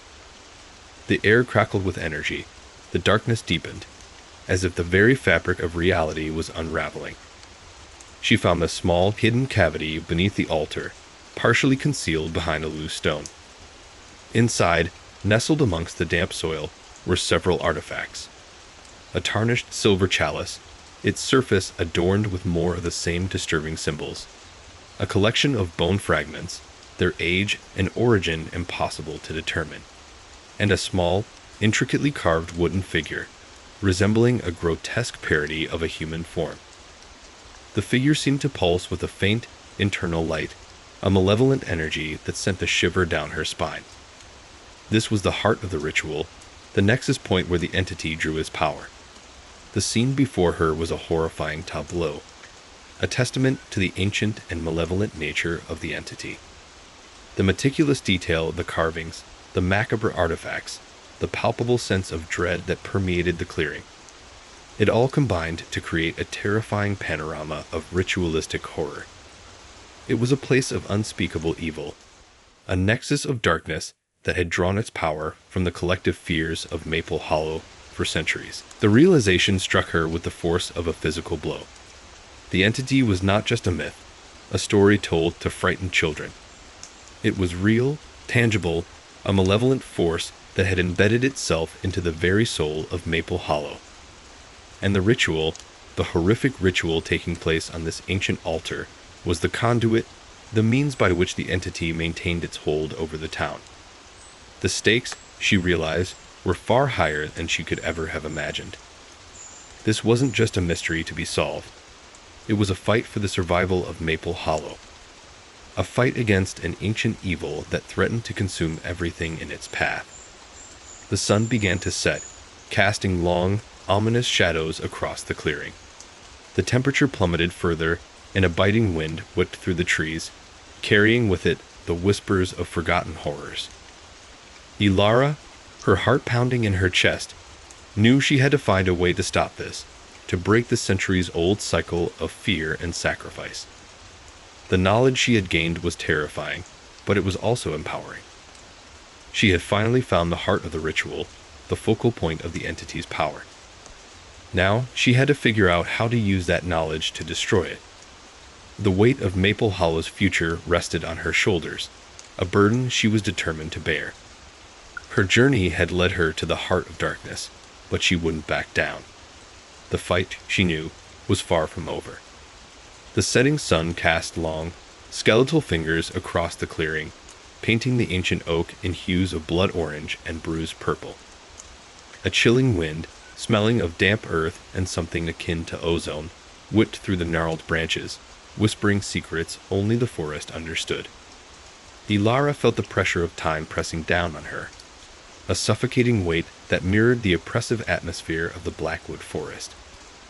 She had found the heart of the ritual, the nexus point of the entity's power, but the clock was ticking. The next offering, she knew with sickening certainty, was herself. She examined the artifacts again, her fingers tracing the chilling symbols etched into the tarnished silver chalice. Each symbol seemed to writhe beneath her touch, a silent scream of ancient malevolence. The bone fragments, bleached white by centuries of decay, felt strangely warm to the touch, radiating a faint, unsettling energy. And the wooden figure, a grotesque parody of humanity, pulsed with a malevolent light that seemed to bore into her soul. This wasn't just a ritual, it was a grotesque communion, a perverse offering to a being beyond human comprehension. The eerie silence of Maple Hollow pressed upon her like a physical entity. The usual nocturnal sounds, the chirping of crickets, the rustling of leaves, were entirely absent. An unnerving stillness blanketed the town, a silence more terrifying than any scream. It suggested complicity, a horrifying pact between the town and the ancient evil that dwelled within. Were the townsfolk unaware, or were they willing participants in this centuries-old sacrifice? The question gnawed at her, adding another layer of complexity to her already desperate situation. Ilara knew she couldn't rely on the townsfolk. Their fear, their ingrained obedience to tradition, made them unreliable allies, possibly even unwitting accomplices. She was alone, facing an ancient evil armed only with her wits and the cryptic knowledge gleaned from the old woman's journal and the ancient carvings. The weight of Maple Hollow's fate, the responsibility for saving an entire town from an unspeakable horror, pressed down on her with crushing force. The moon, a sliver of silver in the darkening sky, cast an ethereal glow upon the altar, illuminating the gruesome details of the carvings even more vividly. They depicted scenes of unimaginable cruelty, ritualistic sacrifices under the cold gaze of the entity, its reptilian eyes burning with malevolent intensity. Ilara felt a wave of nausea, the images searing themselves into her memory, a nightmarish tapestry woven from fear and despair. She had to stop this, had to break the cycle before it was too late. But how? The entity's power seemed limitless, its hold on Maple Hollow absolute. She considered destroying the altar, shattering the nexus point of its power. But a chilling premonition whispered in her mind that it would be a futile act. The entity's influence seemed to extend beyond the physical realm, rooted in the collective fear of generations. Destroying the altar might only unleash its fury, a far more terrifying consequence than the ritual itself. Time was running out. The shadows lengthened, the wind howled louder, carrying with it the whispers of the damned. Ilara knew she had to act decisively, to find a weakness in the entity's power, a chink in its ancient armor. She recalled the old woman's words, a fragmented piece of a larger puzzle. Fear fuels it, but faith can break it. The concept of faith seemed strangely out of place in this realm of ancient evil, a fragile candle flickering in the face of an overwhelming darkness. Yet, the old woman's words held a glimmer of hope, a desperate possibility in the face of certain doom. Could faith, the unshakable belief in something greater, be the weapon she needed? Could the collective faith of Maple Hollow, if it could be ignited, be powerful enough to banish this ancient evil? But how could she ignite that faith? The townsfolk were paralyzed by fear, their spirits crushed under the weight of generations of terror. She needed a catalyst, something to break the cycle of fear, a spark to ignite a flame of hope in the hearts of the despairing. The ancient symbols, she realized, held the key, a hidden language of power that extended beyond the ritual itself. They were not merely depictions of violence. They were a map of the entity's influence, a representation of its power structure. If she could understand them fully, perhaps she could find a way to disrupt it, to sever its connection to Maple Hollow. She spent the remaining hours before the anticipated ritual, meticulously studying the symbols, poring over the journal once more, searching for clues. The moonlight, filtering through the trees, cast an eerie glow on the ancient carvings, revealing intricate details she had previously missed. The patterns, she realized, were not random. They were a complex system of interconnected energy points, mirroring the ley lines she had discovered earlier in the Blackwood Forest. The entity, it seemed, had harnessed the Earth's natural power, amplifying its malevolence through these ancient pathways. As the first rays of dawn painted the eastern sky, Ilara made a discovery. A specific sequence of symbols, repeated throughout the carvings, seemed to represent a counter-energy, a force that could disrupt the entity's influence. It was a faint echo of a forgotten faith, a testament to a time when Maple Hollow had stood against darkness before. This was her chance, her last desperate hope. She realized that the ritual wasn't merely a sacrifice. It was a conduit, a channel through which the entity fed on the town's collective fear. But what if she could reverse the flow? What if she could use the symbols to redirect the energy, to channel the townsfolk's fear, not into the entity, but into a force of resistance? A desperate gamble, but it was all she had left. With trembling hands, Ilara gathered the artifacts, placing them on the altar in a specific configuration based on the sequence of symbols. It was a delicate dance, a perilous game of manipulating forces far beyond her understanding. The air crackled with energy as she arranged the objects, each placement sending a shiver down her spine. The ancient oak groaned, its branches swaying in silent protest. As the last of the pre-dawn darkness faded, revealing the first blush of sunrise, Ilara chanted the ancient words she had deciphered from the carvings. It was a prayer, a defiance, a desperate plea to a power she hardly understood. And as she spoke those words, a wave of energy pulsed from the altar, spreading outwards into the silent town.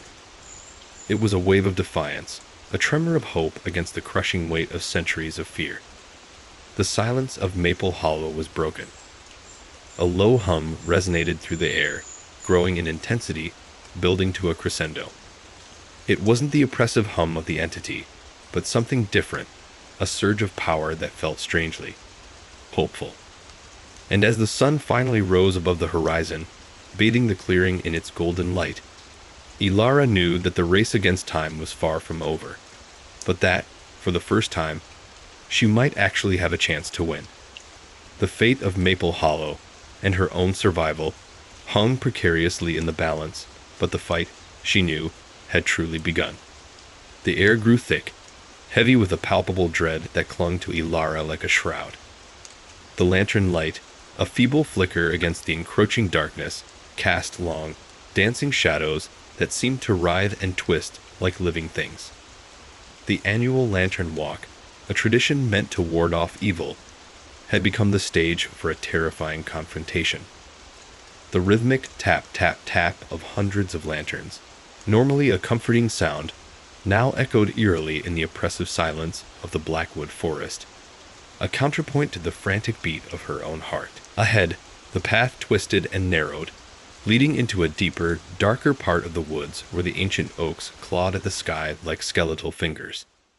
The very air seemed to vibrate with a malevolent energy, a low hum that resonated deep within her bones. She could feel it, the entity's presence, a chilling weight that pressed down on her, suffocating her with its ancient power. Then she saw it. Not immediately, not as a sudden, terrifying revelation, but as a subtle shift in the shadows, a distortion in the air itself. At first, it was just a flicker of movement at the edge of her vision, a ripple in the darkness that sent a jolt of pure terror through her. Then, as her eyes adjusted, as her fear gave way to a horrifying fascination, she saw it in its entirety. It was impossibly large, a grotesque parody of life, a creature formed from the shadows themselves. Its form was fluid, shifting and changing, yet simultaneously fixed, an entity of pure malevolence. Its skin, if it could be called skin, shimmered with an oily darkness, reflecting the lantern light in fractured, distorted images. Its eyes, vast pits of burning emerald light, seemed to pierce through her, to see into the very depths of her soul. Long, sinuous limbs, ending in claws that dripped with an iridescent, viscous substance, trailed behind it, leaving trails of shimmering darkness in their wake. The air around it crackled with energy, a palpable force that seemed to warp the very fabric of reality. The lanterns faltered, their flames flickering and dying as if choked by the entity's presence, plunging the forest into an even deeper, more terrifying darkness. A guttural growl, a sound that seemed to emanate from the very earth itself, tore through the night, shaking her to her core. It was a sound devoid of any emotion except pure, unadulterated malice. Ilara, despite the overwhelming terror that threatened to paralyze her, found a wellspring of unexpected resolve. This was it, the final confrontation, the culmination of everything she had endured. The weight of Maple Hollow's fate rested on her shoulders, a burden as heavy as the ancient evil she faced. The old woman's words echoed in her mind. Fear fuels it, but faith can break it. Fear, she knew, was a powerful weapon for the entity. It fed on the terror of the townsfolk, drawing strength from their despair. But faith, The unwavering belief in something greater could be the counterforce, the weapon she needed to break its hold on Maple Hollow. She just needed to find a way to harness that faith, to ignite a spark of hope in the hearts of the terrified townspeople. She focused on the symbols she had deciphered, the intricate carvings that represented both the entity's power and its vulnerability. She remembered the sequence she had discovered, the counter-energy that could disrupt its influence. It was a desperate gamble, but all she had left. With a deep breath, she raised her voice, her words cutting through the creature's terrifying growl. She chanted the ancient words, not as a prayer, but as an act of defiance, a declaration of war against the ancient evil that threatened to consume them all. Her voice, initially weak and trembling, gained strength, fueled by adrenaline and a fierce determination. The entity recoiled, its form flickering, its terrifying eyes widening slightly as if surprised by her audacity. The energy crackling around it faltered, the oppressive silence of the forest replaced by a low hum, a counter-melody to the creature's earlier growl. It was a subtle shift, almost imperceptible, but it was enough. A chink in its armor, a crack in its invincible facade. As Ilara continued her chant, the energy emanating from her intensified. She saw the fear in the eyes of the townspeople around her, their faces illuminated by the rapidly dwindling lantern light. But she also saw something else, a flicker of defiance, a glimmer of hope. Her words, her actions, were not just a battle against the entity, but a battle against their collective fear. The creature lunged, its vast form moving with unnerving speed. Ilara barely had time to react, but she didn't flinch. She continued her chant, her voice ringing out through the forest, a beacon of defiance against the encroaching darkness. The creature's attack was powerful, its claws raking across the air mere inches from her face. But she stood firm, her will unbroken, her voice unwavering. The battle raged, a terrifying ballet of shadow and light, fear and defiance. The creature's attacks grew more erratic, its form flickering and distorting as Ilara's chant reached a fever pitch. The ground trembled beneath their feet, the forest around them groaning under the weight of their struggle. The very air vibrated with energy, a clash of opposing forces. Then, as suddenly as it had begun, it ended. The entity recoiled, its form shrinking, its emerald eyes losing their fiery intensity. Its guttural growls turned into whimpers, its power waning, its dominance crumbling. The shimmering darkness that clung to its form began to dissipate, its form dissolving into the shadows from which it had emerged. The oppressive silence of the forest returned, but this time it was a different kind of silence, a silence pregnant with a newfound hope. Ilara stood panting, her body trembling, her clothes torn, but her spirit unbroken. The entity was gone, banished, not by brute force, but by the power of faith, by the collective defiance of a town that had finally dared to confront its deepest fears. The first rays of dawn broke through the canopy, painting the forest in hues of gold and amber, illuminating the faces of the townsfolk around her. Their eyes were no longer filled with terror, but with a newfound sense of hope, a shared victory against the darkness that had held them captive for centuries. The lantern walk, once a symbol of fear, had become a testament to their courage, their resilience, and their enduring faith. The fight was far from over, but for the first time, they stood united, ready to face whatever challenges lay ahead. The future of Maple Hollow was no longer shrouded in darkness, but bathed in the promise of a new dawn. The creature's retreat wasn't a complete vanishing. As the last vestiges of its shadowy form dissolved into the pre-dawn gloom, a faint shimmering remained, a residual energy that pulsed with a strange, melancholic light. It coalesced, slowly, into a shape, not monstrous this time, but hauntingly familiar. It formed itself into the rough outline of Maple Hollow itself, its church steeple a jagged peak, its houses huddled together like frightened children. But this image was fractured, corrupted, its lines jagged and incomplete, like a shattered mirror reflecting a distorted reality. Ilara felt a cold dread seep into her bones, colder and deeper than the fear the entity had inspired. This was worse. This was the truth. The creature, the shadow, the malevolent force that had plagued Maple Hollow for generations wasn't a separate entity, a malevolent spirit from the abyss. It was Maple Hollow itself. Or rather, a manifestation of something deeply ingrained within it, something dark and festering at its core.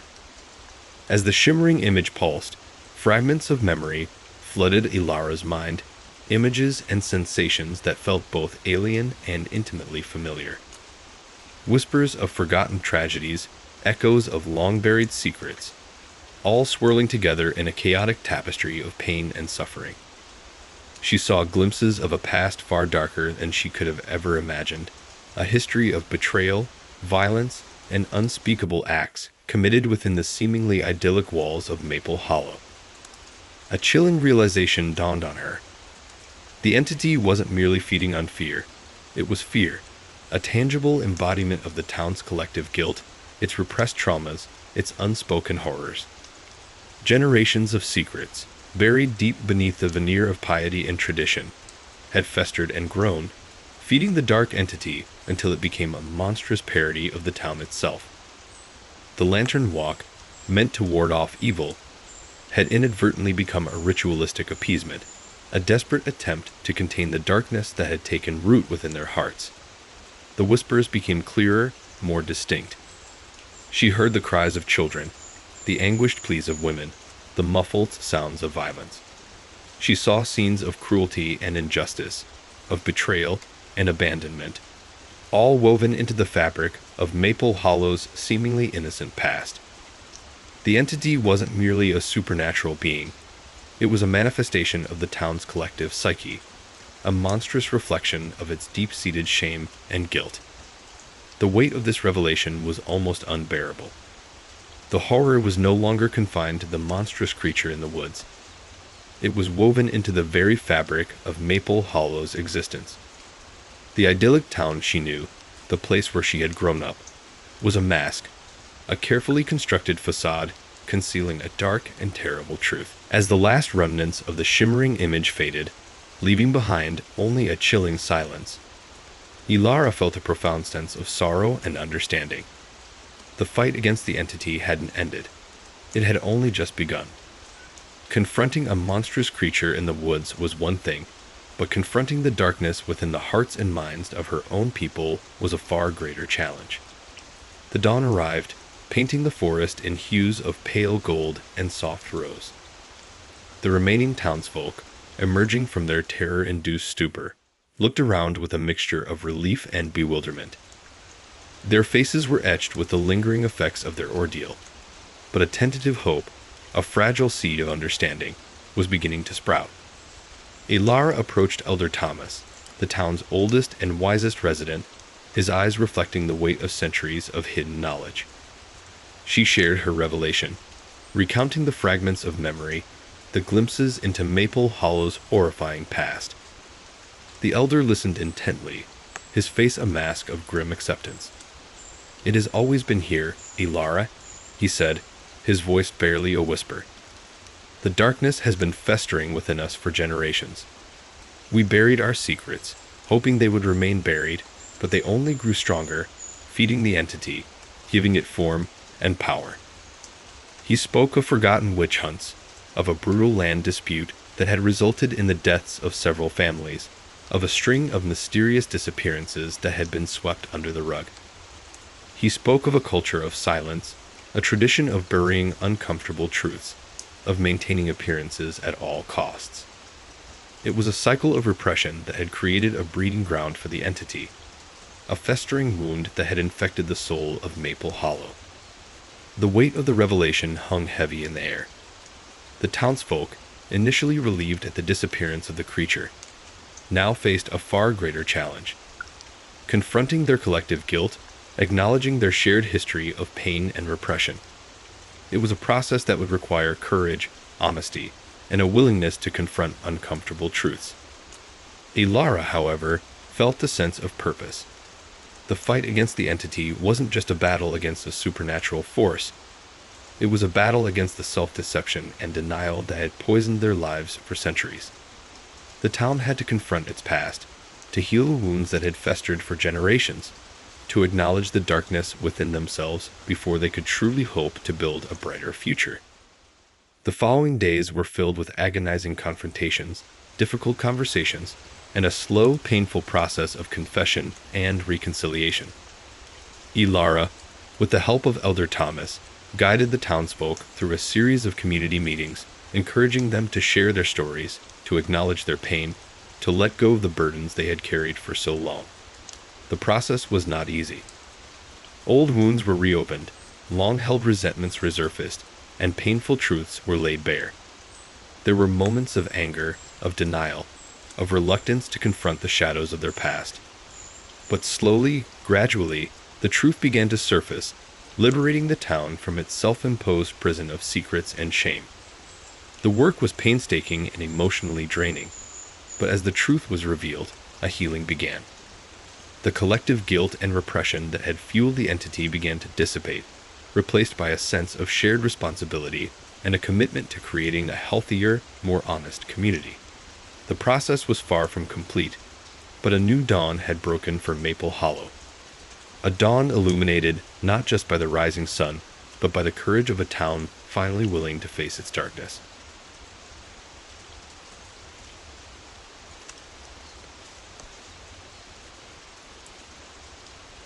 The entity was gone, but its legacy remained. Not as a malevolent force, but as a stark reminder of the consequences of ignoring the past, of burying uncomfortable truths, and of the destructive power of collective guilt and repression. Maple Hollow's journey was far from over.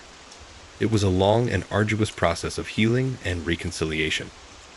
But with the truth revealed and the courage to face it, the town had begun its journey toward a future unburdened by the weight of its secrets, a future bathed in the promise of a new dawn, where hope, finally, could take root.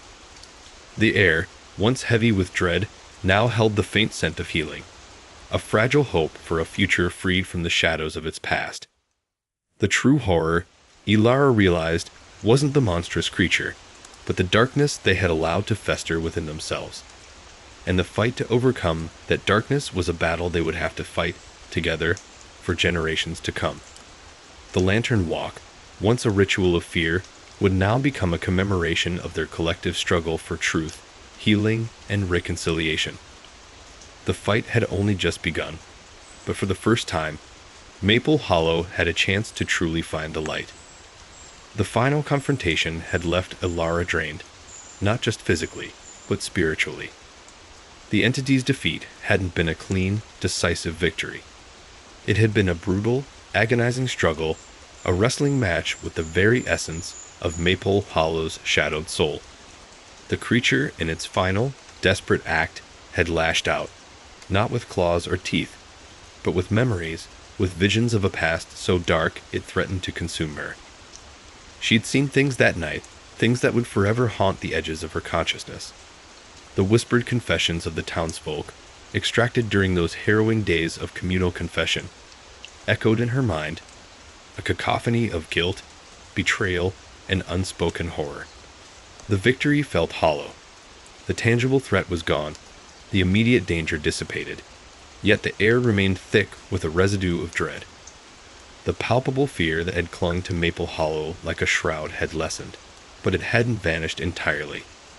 It lingered, a subtle tremor in the silence, a shadow lurking in the periphery of vision. The town was breathing again. Yes, but the breath was shallow, ragged, the relief laced with an unsettling undercurrent of apprehension. Ilara's own victory came at a heavy price. The psychic toll was immense. The visions, the echoes of the past, clung to her like clinging vines, twisting and tightening, threatening to pull her under. She felt the weight of the town's collective guilt pressing down on her, a burden she hadn't anticipated, a responsibility that felt impossibly heavy. Sleep offered no escape. Nightmares, vivid and terrifying, replayed the horrors she had witnessed, the secrets she had uncovered. The line between her own reality and the nightmarish visions blurred, leaving her exhausted, fragmented and deeply uncertain. The physical scars, though less apparent, were no less significant. The struggle with the entity had left her weak, her body aching with a deep, bone-deep weariness. Every movement was an effort, every breath a reminder of the battle she had fought, a battle that had nearly broken her. But beyond the physical and mental exhaustion, there was a deeper, more profound wound. The revelation of Maple Hollow's dark history had shattered her idealized vision of her hometown, replacing it with a disturbing reality far more complex and terrifying than she could have ever imagined. The idyllic facade had crumbled, revealing a festering underbelly of secrets and lies. The Lantern Walk, once a symbol of hope and protection, now stood as a chilling monument to the town's self-deception. It was a poignant reminder of how easily the darkness could lurk beneath the surface of a seemingly innocent facade. The ritual, designed to ward off evil, had inadvertently nourished it, turning a tradition into a cyclical appeasement of a monstrous truth. The days following the confrontation were a blur of activity. Ilara found herself thrust into the role of an unlikely leader, guiding the townsfolk through the long, arduous process of healing and reconciliation. But her guidance came from a place of deep personal struggle. She was battling her own demons, her own fragmented sense of self, while simultaneously trying to help others confront their shared traumas. The community meetings were agonizing. Old wounds were ripped open, long-buried resentments resurfaced, and painful secrets, once whispered in shadows, were now spoken aloud, forcing the town to confront its collective guilt. There were moments of breathtaking courage, acts of unexpected compassion, and glimpses of a new dawn of honesty. But there were also outbursts of rage, episodes of denial, and the lingering resistance to fully acknowledging the past. The process was painstaking, emotionally draining, and often deeply unsettling. Elder Thomas, though wise and supportive, showed his own cracks under the weight of revelation. He admitted to his own complicity in the town's self-deception, revealing a personal history clouded by regrets and unspoken remorse. His confession, though painful, brought a measure of healing, a demonstration that even the most respected members of the community were not immune to the insidious effects of the town's dark legacy. The greatest challenge, Ilara discovered, wasn't the exorcism of the entity itself, but the exorcism of the dark secrets that had festered within the hearts and minds of the townspeople for generations. The external threat had been defeated, but the internal battles were far from over. The path to healing was long and winding, filled with setbacks and moments of despair. The possibility of relapse, the specter of the darkness returning, remained a constant, nagging fear.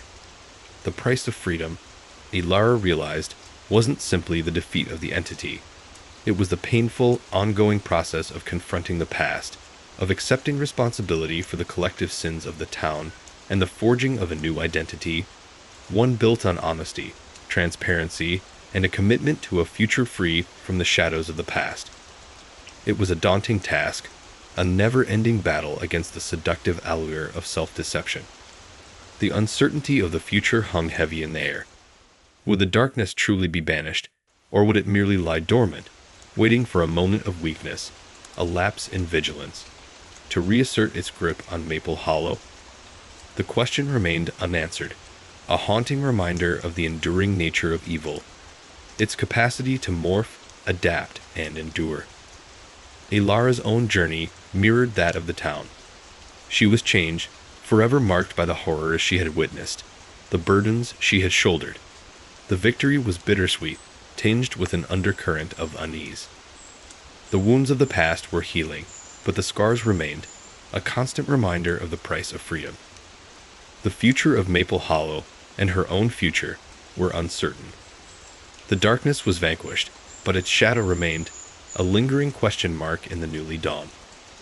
The true price of freedom, Ilara suspected, would be an eternal vigilance, an unwavering commitment to truth, and a constant battle against the seductive whispers of denial. The light had returned to Maple Hollow, but the darkness had only retreated into the deepest corners of the town's soul, waiting for an opportunity to resurface, waiting for the town, and Ilara to falter. The journey toward true healing, toward a future free from the shadows of the past, had only just begun. The first sunrise after the ordeal was a spectacle. A fiery ball of orange and gold crested the horizon, painting the sky in vibrant hues that seemed to mock the oppressive darkness that had so recently cloaked Maple Hollow. Ilara watched from the hill overlooking the town, a single figure silhouetted against the breathtaking spectacle. The air, still carrying the faint scent of wood smoke and damp earth, felt cleaner, lighter, somehow purged of the oppressive weight of fear that had clung to it for so long. But the lightness was deceptive. The scars remained, both on the land and within the hearts of its people. The physical wounds were healing, the visible signs of the entity's destructive power slowly fading, replaced by the tentative green shoots of recovery. The lantern walk, once a twisted monument to fear, was being painstakingly repaired, the damaged lanterns replaced, their light flickering back to life, a symbol of a fragile, newly found hope. Yet, Ilara knew that the true healing would take far longer. The town's collective psyche was deeply wounded, scarred by generations of unspoken secrets and self-deception. The communal confessions, though cathartic in many ways, had only scratched the surface of the deep-seated traumas. The process of reconciliation was slow, agonizing, marked by fits and starts, moments of profound connection and agonizing setbacks. Old prejudices resurfaced, long-dormant resentments flared, and the temptation to retreat back into the comforting cloak of denial was a constant threat. Elder Thomas, his face etched with the weight of years and regrets, had become a surprising beacon of strength. His confession, though heartbreaking, had opened a pathway for others to share their own burdens. He spent his days visiting the homes of the townsfolk, offering solace, guidance, and the quiet acknowledgement of their shared pain. His presence was a balm, a reassurance that healing was possible, even in the face of such profound loss and collective guilt. Ilara, though exhausted and still reeling from the psychic assault, found a strange sense of purpose in helping the town navigate this treacherous path. She had become, almost by default, a figurehead, a symbol of hope and resilience. But the role was heavy, a burden she wasn't sure she was equipped to bear. The nightmares still haunted her, vivid and terrifying replays of the horrors she had witnessed. The faces of the tormented souls, the whispers of the past, continued to haunt the edges of her consciousness. She sought solace in her work, throwing herself into helping rebuild the community. She organized workshops for the children, helping them process their fears through art and storytelling. She helped the adults establish support groups, facilitating open and honest conversations about their experiences.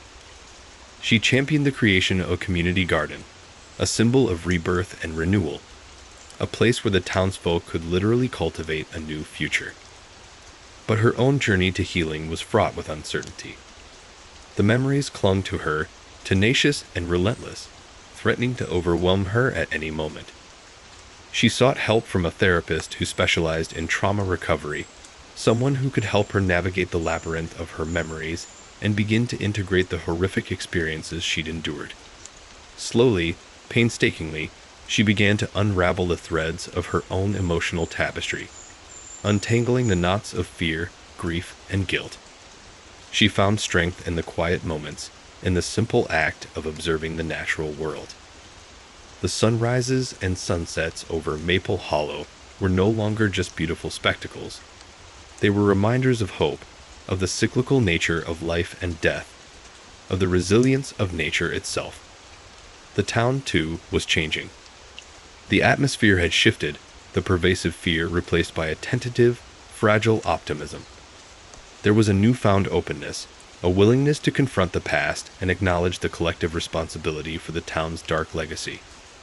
The whispers of suspicion and distrust were slowly fading, replaced by a growing sense of unity and shared purpose. One evening, as Ilara sat by the community garden, watching the children laugh and play under the golden light of the setting sun, she felt a sense of profound peace.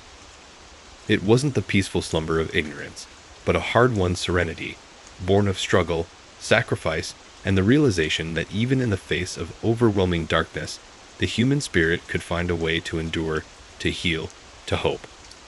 The darkness had retreated, but it hadn't vanished entirely. Ilara knew that the scars would remain, a constant reminder of the horrors that Maple Hollow had endured.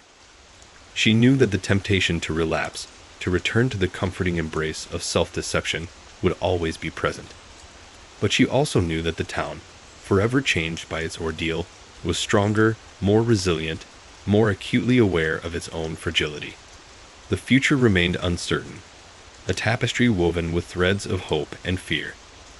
But Ilara felt a quiet confidence, a steadfast belief in the town's capacity to heal, to grow, to finally embrace the light. The journey had been arduous, the scars would likely never fully fade. But a new dawn had broken over Maple Hollow. A dawn tinged with the bittersweet knowledge that freedom comes at a price that the town, under Ilara's watchful eye, was bravely willing to pay.